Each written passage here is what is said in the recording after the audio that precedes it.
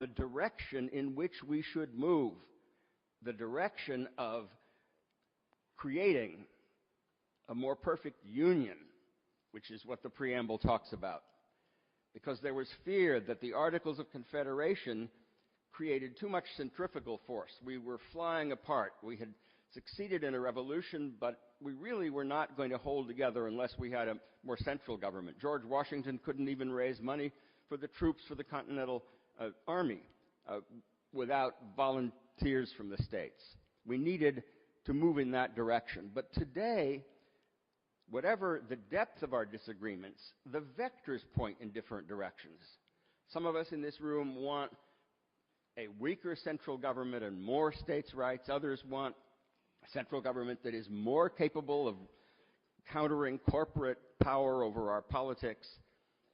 We don't even agree in what direction to go. And so I'm afraid that at this moment in our history, calling a convention a creature whose fundamental composition, whose DNA we barely understand, would not make a lot of sense, especially because I'm not ready to give up even on politics, believe it or not.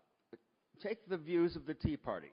It's been remarkably successful in moving the Republican Party in the direction that it likes, in moving the Republican caucus in a direction that takes more seriously the problems of national debt. It hasn't gotten rid of Obamacare, but I wouldn't be sure that it won't succeed in doing that. To say at this moment that politics is broken, we have to put the Constitution up for grabs in a new convention seems to me to be risking something that has stood us in enormously good stead over the course of 2 centuries, something that has been the model for the world. American exceptionalism is in large part the result of constitutional exceptionalism. Of course it has to adapt to changing times. I agree with Sandy Levinson that that was the greatest line in the greatest Supreme Court decision of all.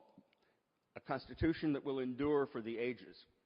But for the Constitution to endure for the ages, we have to continue the intergenerational conversation that links us to the framers and that enables us to move toward a more perfect union, not necessarily put it all up for grabs, which is why, although I'm trying to have as open a mind as possible about this, the doubts I have about the wisdom of a new convention, not a runaway convention, but any convention, overcome my desire to experiment. And I do want to end by thanking again both Larry Lessig and Mark Meckler, because I think that the conversation they have begun here, whether it leads to more discussion of a convention or not, is something that is long overdue.